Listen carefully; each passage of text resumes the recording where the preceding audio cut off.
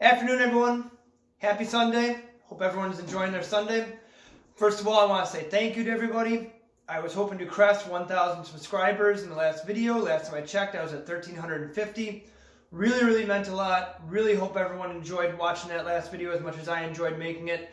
The amount of subscriptions and comments and likes and all of that was just kind of mind-blowing to me. So definitely going to keep that going. Definitely going to try and keep that up. This iteration of the Eagle River and Kankakee Railroad video is going to be a little different than the other ones since the last video. We celebrated my dad's birthday. It's been 10 years since he passed. So I thought this would be a pretty fitting time to do a tribute to him. There's a couple of things on my layout. I have 3 things, and then on my brother's layout, which was built by my dad, he has a couple of things on there. So the plan of attack for this video is going to be go through some of the things that I've done on my layout, or things that I'm planning on doing for my layout, and then go through some of the things that my brother has done on his layout, which were all tributes to my dad. The more and more I get to know model railroaders, the more and more I find out that it was their dad or uncle or grandfather or whatever who got them into the hobby. And there's so many cool ways to do tributes to these people, and they really mean so much to us. So with that being said, happy heavenly birthday, Dad. Hope you enjoy watching this video as much as I enjoyed creating. So for starters, we have this engine right here. It's leading a train I've been working on. I'm going to get into that a little bit later, but right here you can see this is a open hopper train. It is mostly Bowser cars. You can get them for real cheap, which is one of the things I love about them.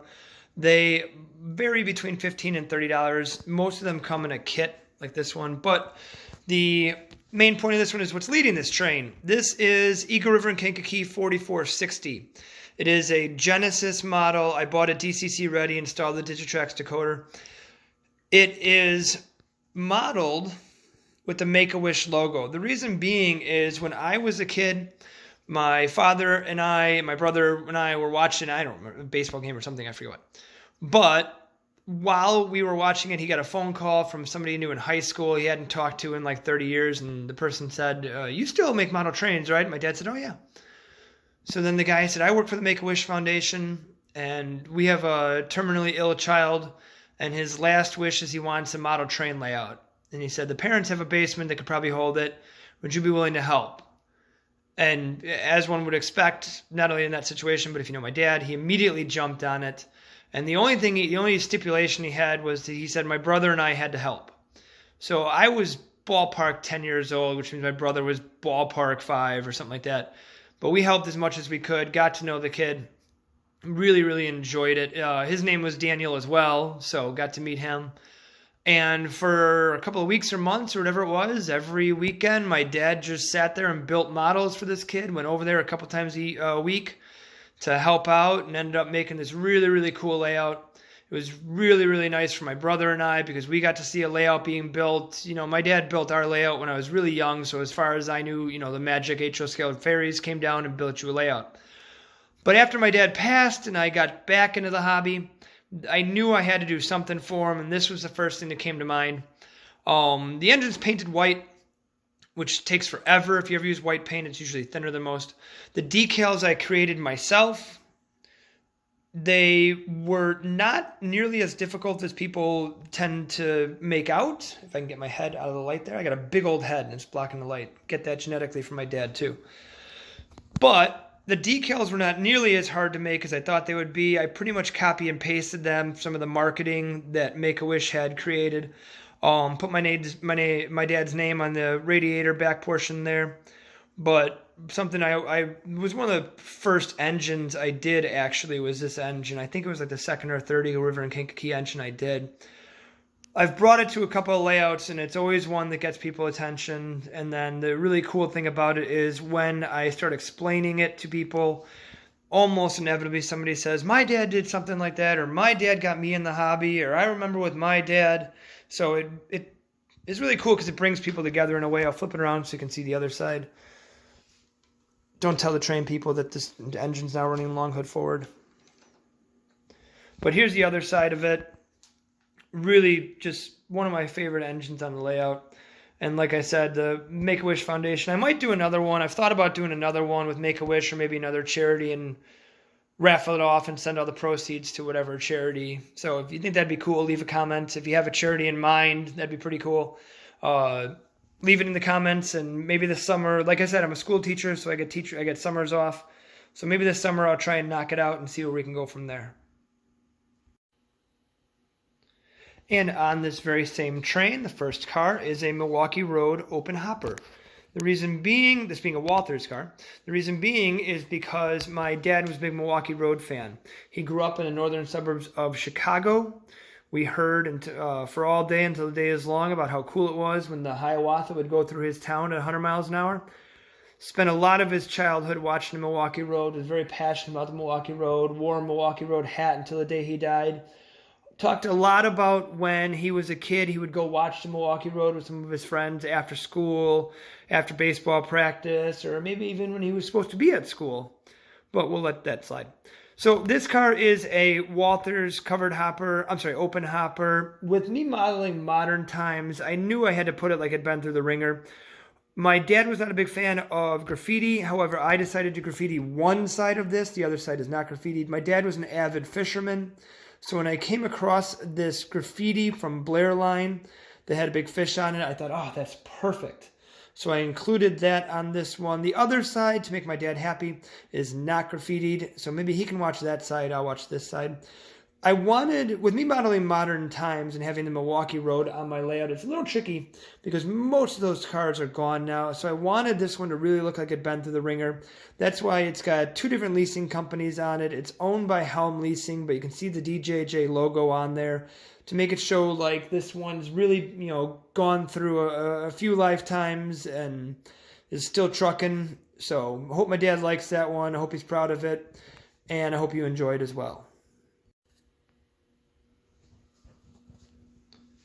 So the third piece I have on my layout, I'm not going to spend a whole lot of time on. This is one of the first cars I weathered. It is a Milwaukee Road Intermountain 4750 covered hopper.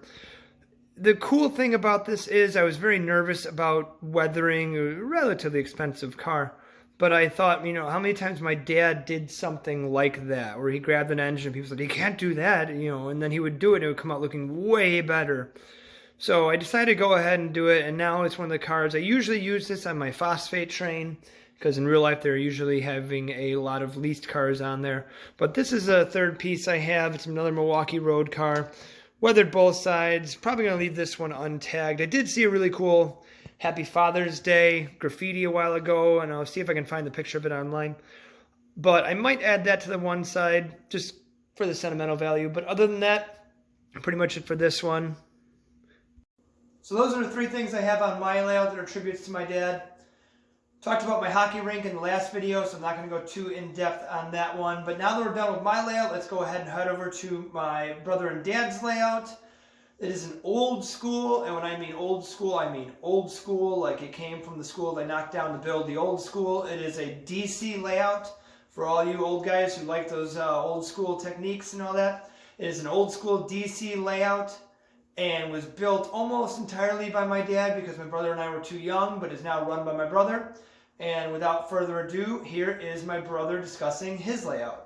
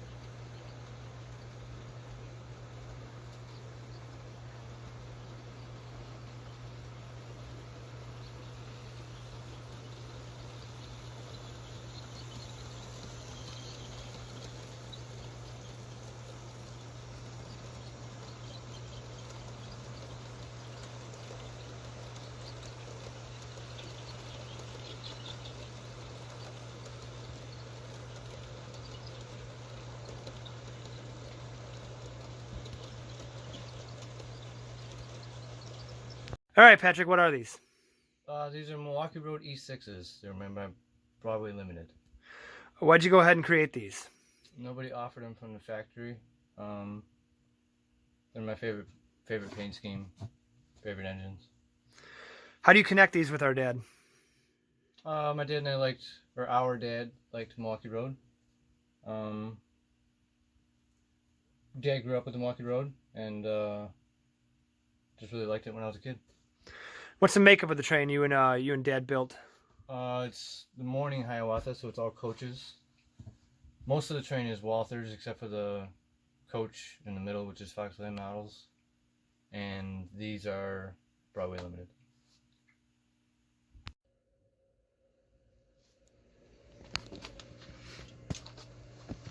All right, Patrick, tell us about the scene you created. I created a bait shop with an abandoned Milwaukee Road boxcar. Just kind of a little fun place to super detail, I guess you could say. High traffic area. Little detail parts. I lighted the sheds. Got an outhouse that's occupied at the moment. Gotta have one of those. And I like the little scene here where you got a Charger that my friend PJ weathered, and got a guy looking in the windshield there, and another guy here coming to look at it, and you got Mo out here.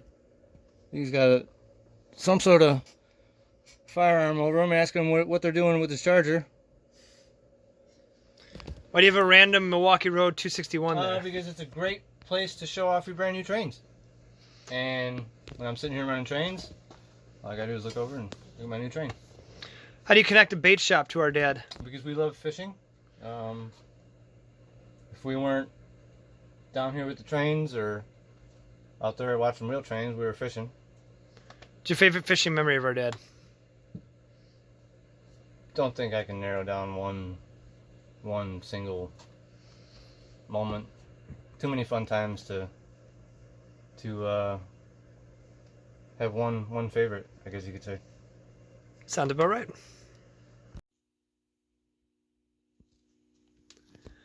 All right, Patrick, how'd you create a night scene? Turn the lights off. It's very clever. Thank you. You're welcome. All right, what'd you do here? Just some Woodland Scenics lights. Very, very simple to do. Very cost effective as well in the long term. It adds so much to the scene that I just don't see why anybody wouldn't do it. What'd you do with the sheds here? I put the Woodland Scenics LEDs in there. I think those are the warm white LEDs. I wanted to add a lot of detail inside the shed, and that helps bring out the detail at nighttime. My friend PJ convinced me to do this, and he did not steer me wrong. And you gotta get those fishermen out early. Oh yeah, yep. Early bird gets the worm, so does the early fish. Makes sense. Mm-hmm. All right, Patrick, tell us about Welch Motors here. Dad and I, we always love cars.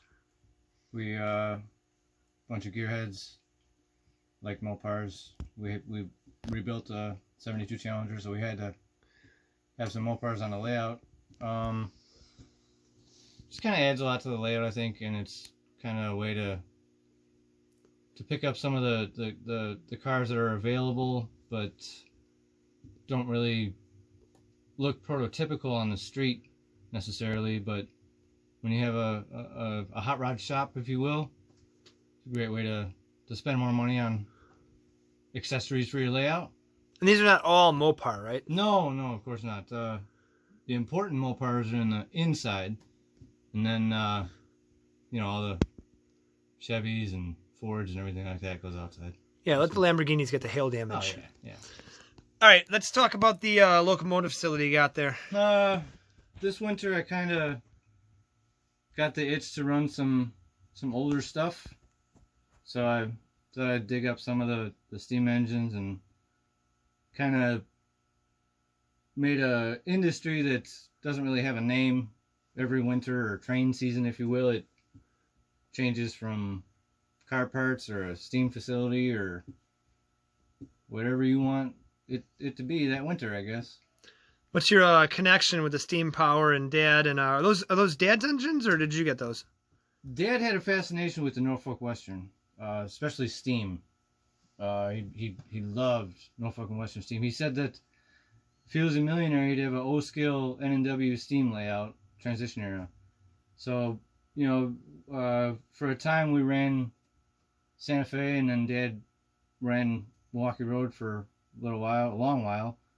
But he always found time to run his N&W steam. But the 3751 was a birthday gift from Dad, and the 844 is a Walther's UP Northern. That was Dad's, and he had a couple other N&W steam engines because he loved it. And like every good Irish family, we have the pub. Of course. All right, Patrick, why is there an Arby's on the layout? Dad worked at Arby's, and it was I think it was his during high school or after high school job. So when I saw this at Menards, I thought to myself, gotta have it. Plus, I love me a roast beef and cheddar. Why is there a school on the layout? Dad was a teacher. Dad loved to teach. Loved to tell kids about dinosaurs, especially in art class. Which makes all the sense in the world. Yep.